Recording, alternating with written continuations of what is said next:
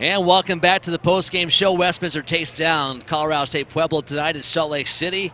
89-75 our final score. We hope to be joined by our player of the game, Casey Evans, in just a few moments. The Griffins win their third straight, and they improve to 11-8 overall, 7-8 now in the RMAC. CSU Pueblo falls to 12-9, 8-7 in conference play. They've lost 4 of their last 5.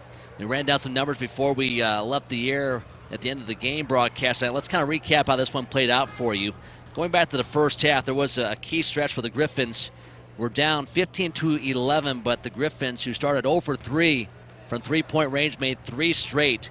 2 by Casey Evans, 1 by Quincy Bear, and that was part of a 12-0 run. The Griffins then led 23-15 after that 12-0 run, and then a little push there by CSU Pueblo got them back in the game as we came down towards the end of that first half. The Griffins still led at halftime, 39-33, so a 6-point lead at the break.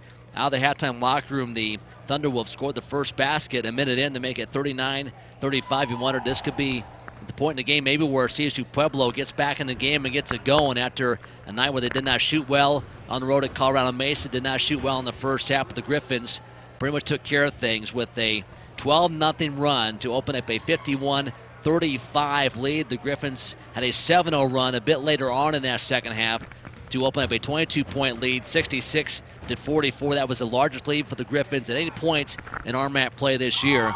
And the Griffins go on to win this one by 14, 89-75.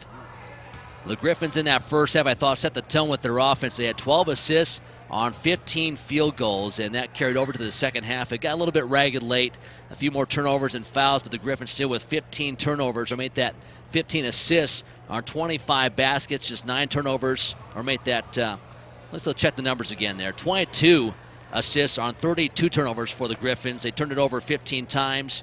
Again, it got sloppy late in the game, but the Griffins with a 40-36 edge in rebounding tonight over CSU Pueblo. 4 players in double figures for Westminster, led by 23 points from Casey Evans, who also had 6 rebounds, 16 points, 8 boards, 8 assists for Zarian Payton. Another outstanding night for him. Just 2 turnovers for the junior point guard in 32 minutes tonight. Brandon Warr with 13 points, 8 boards, 3 assists in 33 minutes, and Kenny Woodard off the bench with 12 points tonight for Westminster. And the Griffins, also another solid night from Quincy Bear. He had a huge night last night for the Griffins with a season-high 27 points tonight. Rather quiet night, but very efficient. 8 points, 8 rebounds, 3 assists, just 1 turnover, and 3 block shots, and some pretty good plays on the defensive end as well that you can't put into stats in 31 minutes tonight for the Griffins junior guard from American Fork, Utah. 3 players in double figures tonight for the Thunder Wolves. Josh Smith with 16 points and 5 rebounds. Will Newman with 11 points, 3 rebounds, 4 assists, and Steven Radakovich with 10 points off the bench for the Thunderwolves. The T-Wolves go just 8 for 34 tonight from three-point range. They came in averaging 11 made threes per game. They shoot just 23% tonight. Half of their field goal tries were from beyond the arc, and they just were not going down tonight. Some good looks just spun out, and they looked just a bit tired early on. So that's how it played out tonight for the Griffins and the T-Wolves. We'll come back with Casey Evans in just a moment. The Griffins win this one, 89-75 on Griffins TV. Come on.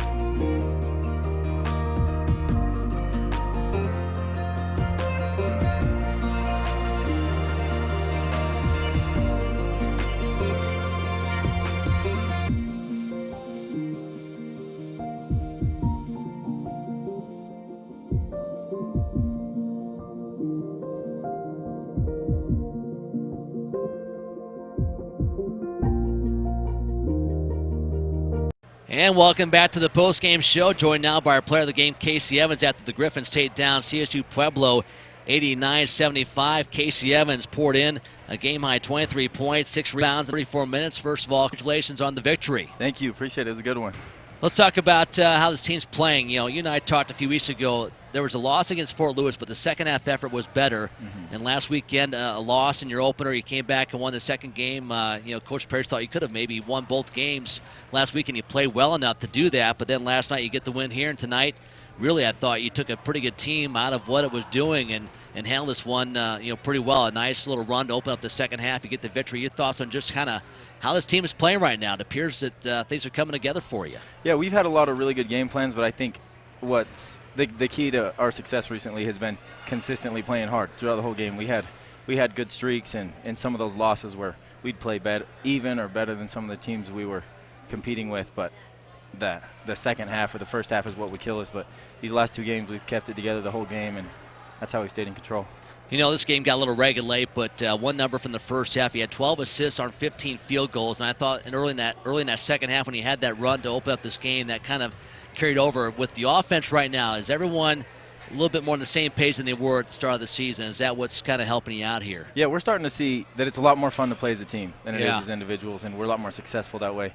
And so that's where our intensity came from, is when we were distributing the ball and scoring off each other's passes.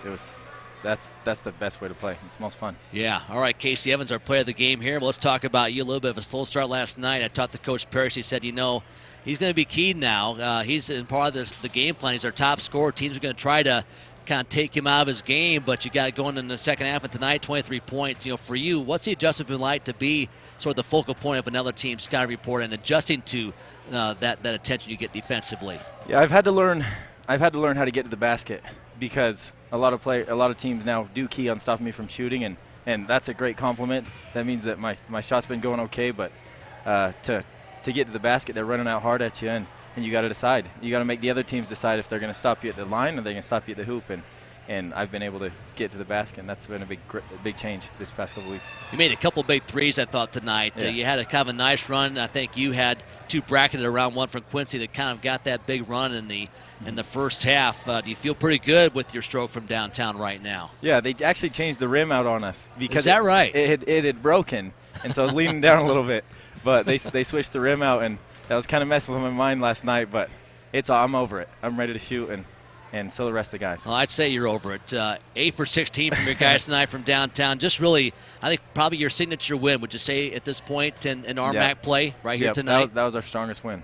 I'd say so. Well, you know what? I talked to Quincy last night. I said, I think 500 in conference play this first year will be pretty good. You're right now a 7-8 in conference play. If you can kind of go out these next 4 games in a row, get a split, come home, get a couple wins, you got a chance to get there. The math is possible. Do you agree? Would that be kind of a good benchmark for this team in year 1 in the RMAC? I think so, especially with the expectations they had for us coming in. They didn't think we'd perform this well, and we are starting to see that we're very capable of it, and I think we're on a roll right now, and 500 is going to be what we expect at the least. I think we'll do better than that. You could do better. I mean, it's possible, so. But I think realistically, to say 500, it's right there in front of you. I think the way you've been playing the last couple of weeks. No, that'd be great. All right, Casey, thanks for coming up. It's been a lot of fun. Your career here, and you've been one of the guys who's kind of been, the backbone of this program in recent years, and now you're kind of out in front as well with this thing. And a huge night, 23 points, and a big win. Congratulations. Thank you. I appreciate it. All right, Casey Evans, our player of the game, back with more after this on Griffins TV.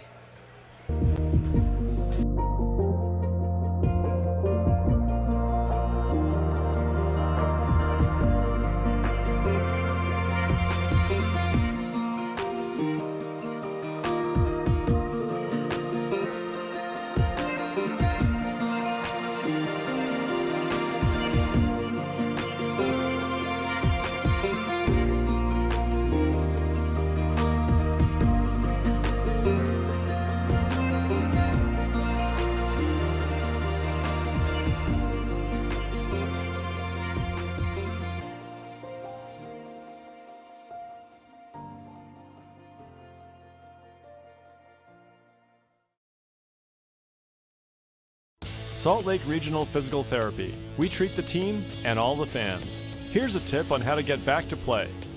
Proper nutrition helps athletes enhance training efforts, improve health, maintain weight, and maximize physical performance. Before and after activity, we recommend balanced nutrition, including carbohydrates, proteins, fruits, and vegetables. If you want more information on how proper nutrition can help you, see your doctor or contact us. So get back to play and go to saltlakeregional.com.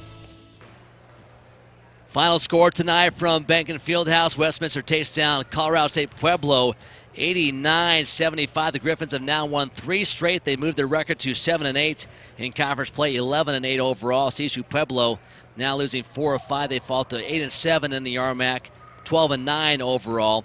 Well, the Griffins will be on the road the next 2 weeks. They are at New Mexico Highlands and Western New Mexico next weekend on Friday and Saturday. 5 and 5:30 the tip-off for the women on Friday and Saturday nights. They're also on the road February 12th and 13th at South Dakota Mines and Black Hill State. Then back here for the final home games of the season, February 19th and 20th against Regis and Shadowround State. Our tip-off time both of those nights for women's play at 5:30. Pregame coverage at 5:20 right here on Griffins TV.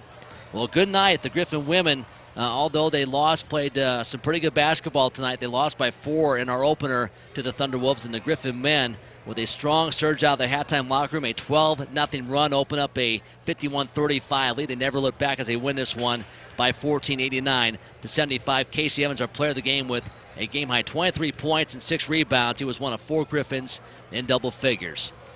For Tom Fox and Ashley Taylor and our crew, I'm Mike Lagerschultz from Bank and Fieldhouse in Salt Lake City. We'll see you back here in 2 weeks on February 19th. Until then, so long, everybody.